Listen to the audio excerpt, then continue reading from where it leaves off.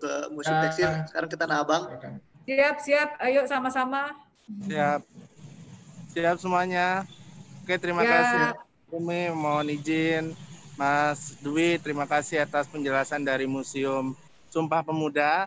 Untuk selanjutnya, mari adik-adik kita langsung berkunjung ke museum kami. Perkenalan dulu, saya dengan Dimas di sini sebagai pemandu adik-adik semua. Nah, di Museum Tekstil kita ada 2 gedung pamer utama.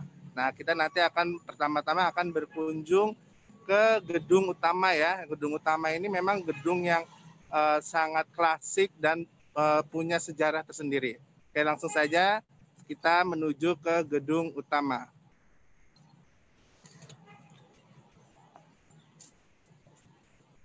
Nah, ini kita menuju ke gedung utama. Nah, gedung utama ini sebenarnya gedung sangat tua. Dia dibangun dari awal abad ke-19. Nah, gedung ini dulunya dibangun oleh orang Perancis yang menempati di Indonesia atau di Jakarta. Nah, museum ini memang daerah Petamburan ini dulunya adalah kita sebutnya Kampung Perancis karena memang Petamburan ini hampir beberapa rumah dihuni oleh warga keturunan Perancis. Jadi seperti itu. Nah, adik-adik bisa melihat nih bentuk ornamennya, bentuk hiasannya dari gedung Museum Tekstil itu masih berbau-bau Eropa ya. Jadi mulai dari jendelanya dan lain sebagainya itu semua masih ornamen-ornamen Eropa. Lalu boleh lihat dari segi pintu. Pintu-pintunya juga berbeda dengan pintu-pintu bangunan biasa. Biasanya kalau rumah-rumah biasa itu pintunya agak pendek. Kalau kita di sini pintunya itu tinggi-tinggi.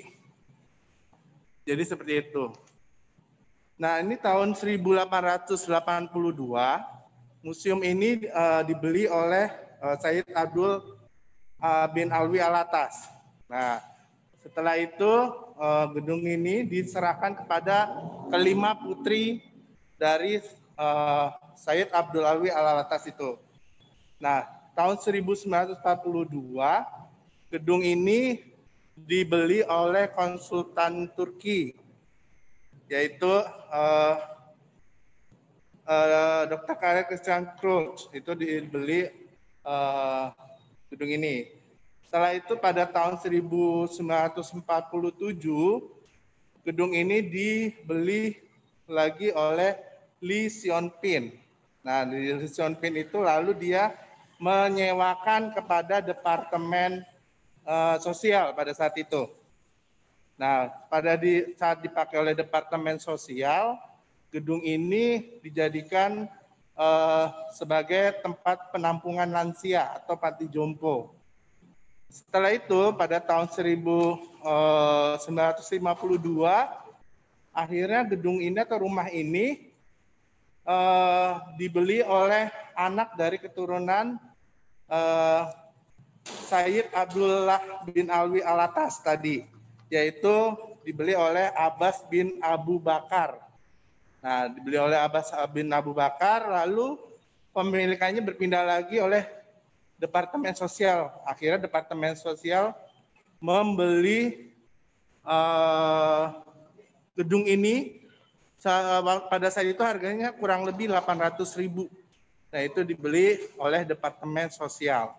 Nah, tahun 1966 gedung ini dijadikan sebagai asrama pegawai dari Departemen Sosial. Lalu tahun 1975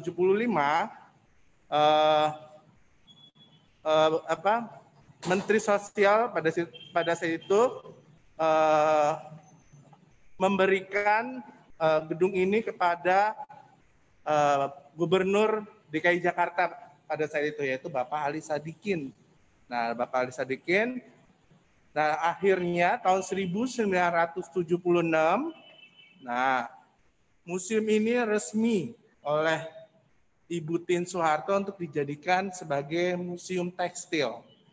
Tepatnya pada tanggal 28 Juni 1976.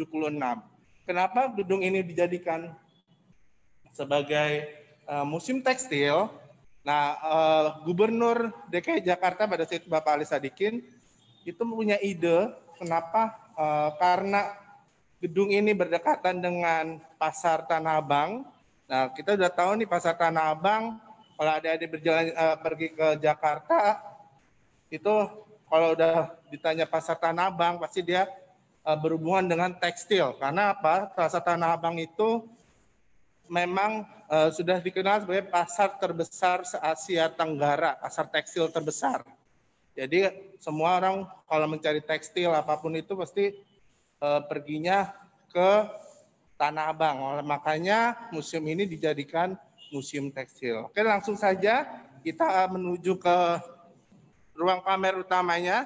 Nah, di dalam ini kita sedang memamerkan kain-kain yang bernuansa merah putih ya, karena bulan lalu kita memperingati HUT Republik Indonesia yang ke-70.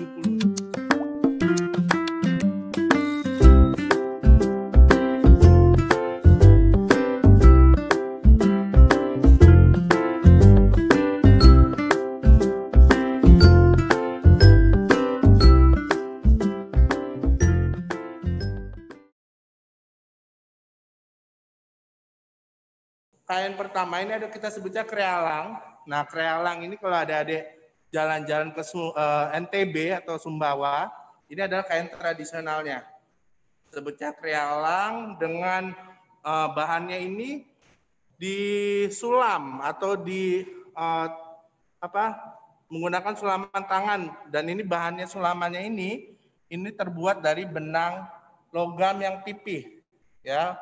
Benang logam pipih terus disulam menggunakan teknik sulaman atau sulam pita.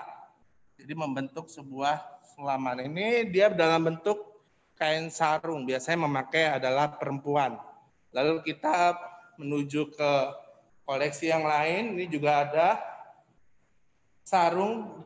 Walaupun warnanya sama-sama merah, tekniknya juga berbeda. Kalau yang tadi menggunakan logam perak, ini menggunakan logam emas biasanya. Nah, kalau di Lampung selain ada sarung ini, di Lampung juga kita memiliki kain tradisionalnya. Kain tradisional Lampung itu memang sangat langka, yang disebut tapis. Beberapa daerah Lampung itu tapis aslinya itu sudah mulai tiada, karena memang kalau dibilang motif aslinya itu memang sudah hampir hilang.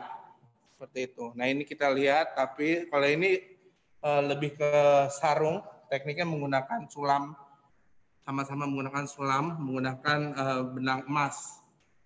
Jadi seperti itu. Lalu ada lagi selain Lampung, kita juga ada yang dari Aceh. Nah, ini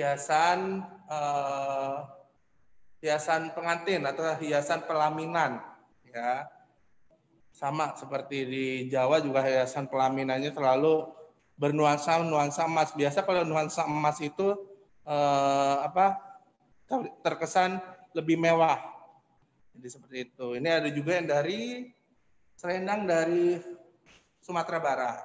Nah, kalau ada yang dari Sumatera Barat nih biasanya mungkin orang tuanya, ayahnya, mamahnya atau neneknya punya nih namanya selendang yang dibuat menggunakan teknik sulam. Seperti itu. Ada juga sama ini hiasan dari Sumatera Barat. Oke, kita lanjut ke koleksi berikutnya. Koleksi berikutnya adalah sebuah kain yang dinamakan tokwi. Nah, ini kain ini menggunakan teknik batik. Ini berasal dari Pekalongan. Ini sebuah kain yang fungsinya sebagai penghias altar atau meja doa untuk orang Cina. Jadi seperti itu. Jadi masyarakat Cina di Indonesia menghias tempat altar doanya itu menggunakan namanya tokwi. Dilihat dari ornamennya, dilihat dari motif-motifnya itu sangat identik sekali dengan motif-motif Cina. Jadi seperti ada kilin, ada naga, ada burung phoenix, dan lain sebagainya. Itu sudah ciri khas dari Cina. Selanjutnya kita ada dari Lasem. Nah ini batik nih ya.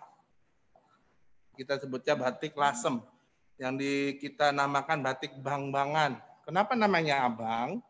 Karena diambil dari kata abang. Abang itu kalau dalam bahasa Jawa itu artinya merah. Nah, karena di sini kainnya hanya menggunakan satu warna, kita lihat ada ini warnanya satu warna, makanya kita sebutnya bang-bangan, warnanya merah. Seperti itu. Selain batik, ada juga nih busana-busana tradisi. Nah, ini kita sebutnya kebaya. Nah, perempuan Indonesia itu sangat identik sekali dengan pakaiannya pada saat itu, yaitu kebaya. Yang kita namakan disebutnya kebaya encim. Nah, kebaya encim ini dipadu-padakan dengan selalu digunakan menggunakan kain batik atau sarung batik. Nah, ini nama sarung batik dengan motif buketan. Ini sangat terkenal sekali. Batik ini berasal dari batik Pekalongan. Jadi seperti itu. Kalau kostumnya kita sebutnya kebaya encim. Nah, selain itu juga ada kain atau selendang. Nah, kalau tadi di Pulau Jawa ada batik, selain Pulau Jawa, di pulau lain juga punya batik. Nah, kita sebutnya batik Besure. Nah, ini batik ini berasal dari Bengkulu. Ya, kenapa namanya Besure? Nah, nama Besure itu berasal dari kata bersurat. Ya, di kata bersurat, ya, kain ini memiliki motif dengan huruf-huruf kaligrafi. Kalau kepercayaan orang masyarakat Bengkulu, kain batik motif ini dulunya sebagai kain penolak bala. Jadi seperti itu kepercayaannya. Jadi biasanya kalau anak yang sakit oleh orang tuanya diselimutkan dengan motif batik Basure ini. Basure ini memang dari Bengkulu. Kalau di Jambi juga ada Basure juga, cuman motifnya berbeda. Jadi seperti itu. Kita lanjut lagi ke koleksi yang lainnya. Nah, kita juga punya namanya kain liman songket. Nah, songket. Mungkin ada pernah dengar kata songket ya. Songket itu memang ciri khas dari Palembang. Namun songket itu banyak. Di Sumatera Barat ada songket, di Sumatera Utara juga punya songket, bahkan daerah lainnya juga punya songket. Bali pun punya songket. Songket itu ternyata itu sebuah kain dengan teknik tenun, namun ada namanya pakan tambahan. Nah, pakan tambahan itu ini yang motif-motif ini biasa kalau yang songket asli itu menggunakan benang emas. Nah, ini benang emas yang dibentuk menjadi sebuah motif. Kain songketnya, kalau songket asli memang beratnya itu bisa 2 kilo, 3 kilo seperti itu. Karena dia menggunakan benang emas asli. Selain itu kita ada songket, ada juga yang dari Kalimantan. Nah, dari juga bisa lihat ini kain Kalimantan ya. Kain Kalimantan ini kita berasal dari daerah Sintang. Sintang itu daerah Kalimantan Barat. Nah, motif ini biasanya pengaruh dari motif suku Iban. Kalau suku Iban itu suku tradisi yang ada di Kalimantan. Nah, biasanya motif ini juga ada di perbatasan antara Malaysia dan Indonesia. Karena apa? Memang masih satu daratan, namun tradisi tenunnya itu hampir mirip. Di Malaysia pun juga ada namanya tenun seperti ini. Memang tradisinya sama-sama satu daratan. Namun beberapa daerah itu kita bisa identifikasi dari motifnya. Ada yang motif buaya, ada motif kera, ada yang motif kadal, dan lain sebagainya. Ini gambar-gambar ini biasanya ada makna-maknanya. Seperti itu. Nah, selain itu kita namanya ada motif kain kulit kayu. Nah, adik-adik kan belum pernah lihat. Kalau sekarang ini adik-adik sudah modern ya, modern menggunakan tekstil, ada pakai wool, ada yang pakai sutra dan sebagainya. Nah, ini tradisi sudah lama dari zaman prasejarah. Kain kulit kayu ini dulunya manusia itu untuk melindungi Untuk melindungi tubuhnya atau mengangkat tubuhnya itu menggunakan kulit. Ada menggunakan kulit hewan, ada juga menggunakan kulit tumbuhan, termasuk dari kulit kayu. Nah, tradisi ini masih bertahan di daerah Sulawesi Tengah. Nah, di Sulawesi Tengah itu masih ada tradisi penggunaan dari kain kulit kayu. Nah, berasal dari kayu Ivo, itu bukannya pohon ditebang lalu kulitnya diambil lebar, tidak. Tapi ini yang diambil adalah ranting-rantingnya, dibuka kulit-kulitnya supaya apa? Kalau kita memotong pohon itu biasanya hutan-hutan akan gundul, tapi kalau kita mengurangi ranting-rantingnya, lalu nanti kulit ranting itu dijadikan satu menjadi sebuah kain lebar seperti ini. Jadi tidak merusak lingkungan. Nah, ini tradisi kain kulit kayu itu masih berada. Pewarnanya pun juga sama, menggunakan pewarna alam, tidak menggunakan pewarna kimia. Pewarna alam itu bisa diambil dari daun, bisa diambil dari tumbuhan bunga atau akar dan lain sebagainya. Jadi sangat aman. Nah, ini dari Sulawesi Tengah. Tradisi ini memang sangat masih bertahan seperti itu. Ada juga namanya sarung endek. Nah, ini dari Bali. Nah, kalau adik-adik pernah jalan-jalan ke Bali, ini juga ada namanya kain tradisinya disebut sarung endek ini. Nah, ini tradisi tenunan dari Bali.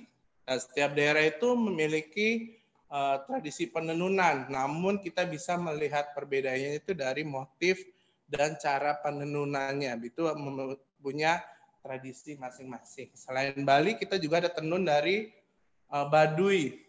Nah, ini Baduy. Selendang Baduy ini menggunakan teknik tenun sederhana. Biasanya kalau nggak warnanya merah, dia juga ada juga lebih identik ke warnanya biru dan hitam. Seperti itu. Selanjutnya kita ke koleksi yang lain.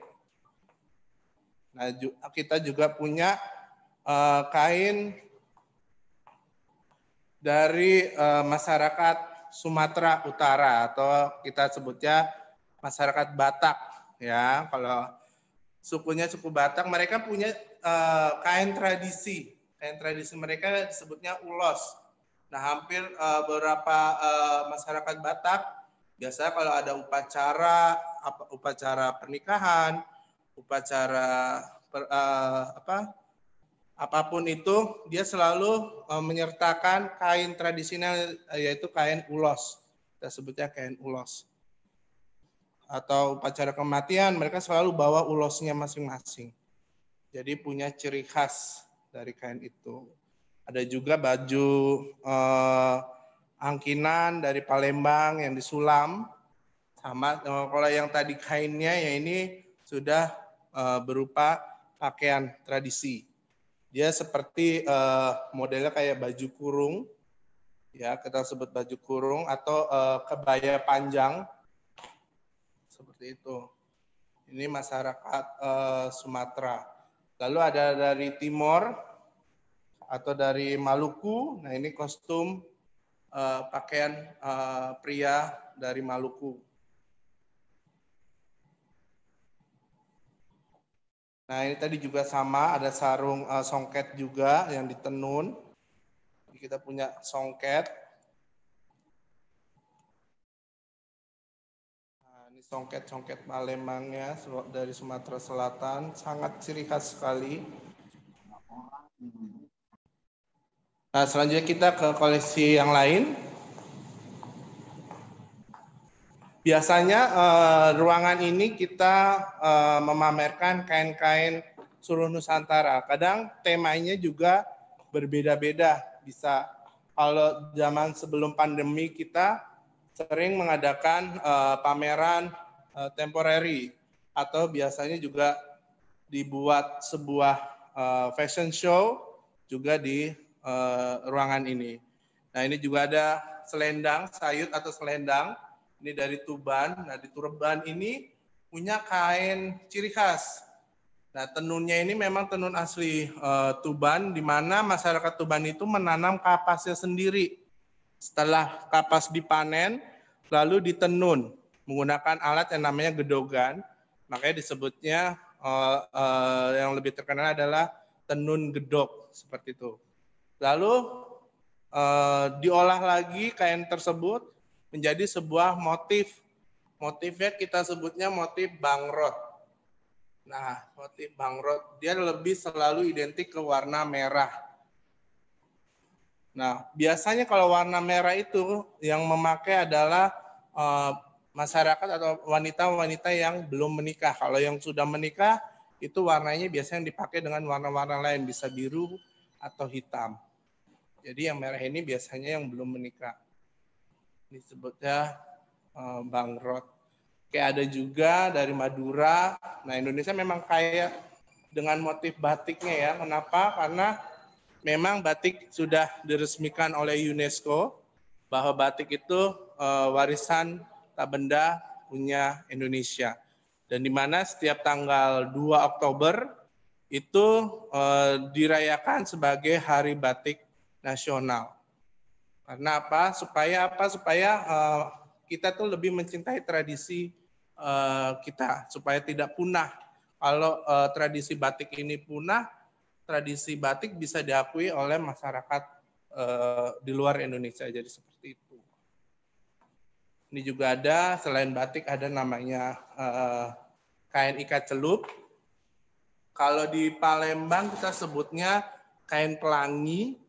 Kalau di Jawa namanya jumputan. Kalau di di Kalimantan kita sebutnya sasirangan. Nah, selain di Indonesia juga kalau di Jepang itu juga nama lainnya juga ada disebutnya shibori. Tekniknya sama, diikat lalu dicelupkan ke dalam pewarna dan yang kain yang sudah diikat tadi yang menghasilkan warna putih-putih ini. Jadi sehingga kainnya itu tidak masuk warna. Jadi seperti itu. Ada lagi hiasan dari Aceh, disebutnya upuh ulen-ulen dari daerah Aceh Tengah atau daerah masyarakat Gayo biasanya. Ini memang tekniknya menggunakan bordir mesin. Jadi seperti itu. Ada lagi yang lain sama quilting, masih menggunakan teknik quilting dengan motif gajah dan dijadikan bisa jadi taplak meja atau hiasan lain. Teknik ini berasal bukan asli dari Indonesia, tapi teknik ini dari Eropa. Nah, masyarakat kita mencoba mengembangkan di Indonesia dengan membentuk motif-motif. Ini juga bisa menjadi hiasan di rumah. Ini juga sama, namun motifnya menggunakan motif batik Tokui, namun dijahit ulang menggunakan teknik quilt tadi. Oke, baiklah, kita sudah berkunjung di gedung utama. Kita berkunjung di gedung yang kedua, yaitu namanya Galeri Batik. Ya, ada kita namanya punya Galeri Batik. Sebenarnya kalau waktu kita cukup berjalan-jalan ke Museum Tekstil, kita punya namanya Pendopo Batik. Ya. Nah, kalau Pendopo Batik Biar penasaran, Kang. Biarin, Kang. Biar mereka pada penasaran, Kang. Ya.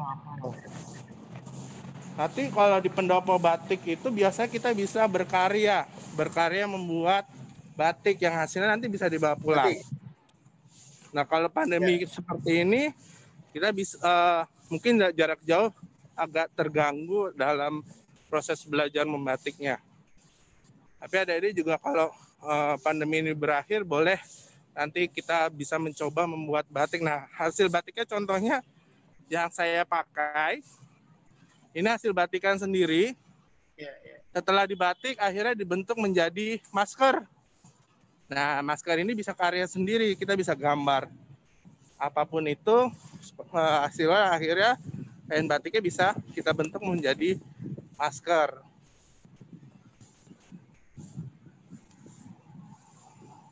Nah, kita masuk ke namanya Galeri Batik. Nah, ini kita Galeri Batik, gedung kedua kita. Nah, Galeri Batik ini gedungnya lebih baru diresminya. Ini tahun 1999. Ini sudah dimiliki oleh Museum Tekstil dan dijadikan Galeri Batik ini kurang lebih tahun 2010. Dan ini resmi dijadikan sebuah galeri batik yang menyimpan koleksi-koleksi batik seluruh Nusantara. Nah, ini kita bekerja sama dengan Yayasan Batik Indonesia memamerkan batik-batik hasil dari koleksi-koleksi dari museum dan Yayasan Batik Indonesia. Ini ada batik dengan motif tambal. Nah, ini motif tambal. Kalau ada di rumah ada punya motif seperti ini, adik bisa mengidentifikasi nih namanya. Oh, ini berarti namanya motif tambal. Nah, tapi ini ada yang berbeda di sini. Nah, adik bisa lihat motif tambalnya ini. Tambal ini kita sebutnya motif tambal pagi sore. Kenapa? Adik bisa lihat warnanya ada dua motif yang berbeda. Nah, motif pagi sore ini selalu dia dipotongnya diagonal, miring. Seperti itu. Awalnya kenapa dinamakan pagi sore? Karena dulu waktu pada saat itu pembatikan itu mulai merosot produksinya. Karena banyak bahan baku kita, dulu bahan baku batik itu kita ambilnya dari Eropa. Jadi setelah itu dibikin mahal bahan bakunya, akhirnya para pengrajin itu mempunyai ide supaya batik kita tetap berjalan, dia membuat dalam satu kain itu memiliki dua motif. Supaya apa? Karena wanita Indonesia itu dulu memakai batik itu seharian. Nah, pada pagi hari warna yang agak terang atau bagian atas itu diletakkan di bagian depan. Nah, setelah itu sore hari dia berganti yang bagian gelap di bagian depan. Seolah-olah mereka memiliki dua kain, padahal dia hanya memiliki satu kain. Makanya dibilangnya namanya pagi sore. Ini semua motif tambal. Ya, motif tambal ini punya filosofi atau punya arti. Dulu kalau di masyarakat Jawa, kalau anaknya sakit juga memakai atau diselimuti dengan menggunakan motif tambal. Artinya menambal. Kalau udah dibilang menambal itu seperti bahan bocor, terus ditambal itu berarti kan mengobati atau supaya bahannya itu pulih kembali. Jadi seperti makanya namanya motif tambal. Motif tambal sampai beberapa daerah itu punya motifnya masing-masing. Tapi layout atau tata letaknya juga sama. Nah, berikutnya kita ke motif daerah Jawa Barat. Nah, kita sudah tahu daerah Jawa Barat itu memang sangat banyak sekali perkembangan batiknya. Nah, ada yang tahu nggak ini batik dari mana? Kalau yang tahu langsung raise hand. Boleh di chat. Nah, ini batik dari mana? Nah, kita sebutnya. Oh ya, benar. Cirebon. Nah, ini batik Cirebon ini memang sangat identik sekali. Motifnya ada yang tahu apa ya? Megamendung. Megamendung. Oke, terima kasih. Ini motif Megamendung. Nah, motif ini memang gambarnya atau ciri khas ini memang identik sekali dengan motif yang ada di Cina. Namun karena apa? Motif ini berasal dari Cirebon. Di Cirebon itu Sunan Gunung Jati itu menikah dengan Putri Ongtin. Sehingga pengaruh Cinanya itu sangat kuat, dan batikannya itu memang ornamen-ornamen yang ada di Cina itu akhirnya masuk mempengaruhi motif-motif yang ada di Cirebon, seperti kupu-kupu, ada juga naga atau lain sebagainya. Jadi banyak pengaruhnya. Seperti itu. Selain itu juga ada yang batik identik Cirebon namanya Paksi Nagaliman. Ini motif Paksi Nagaliman ya, motif tradisi, di mana motif Paksi Nagaliman ini adalah hewan mitologi atau hewan mitos.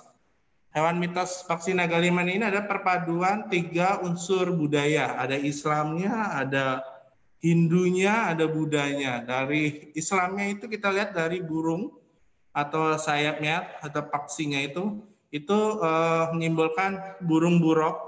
Kalau adik-adik tahu, burung buruk itu adalah kendaraan Nabi Muhammad pada saat Isra Mi'raj.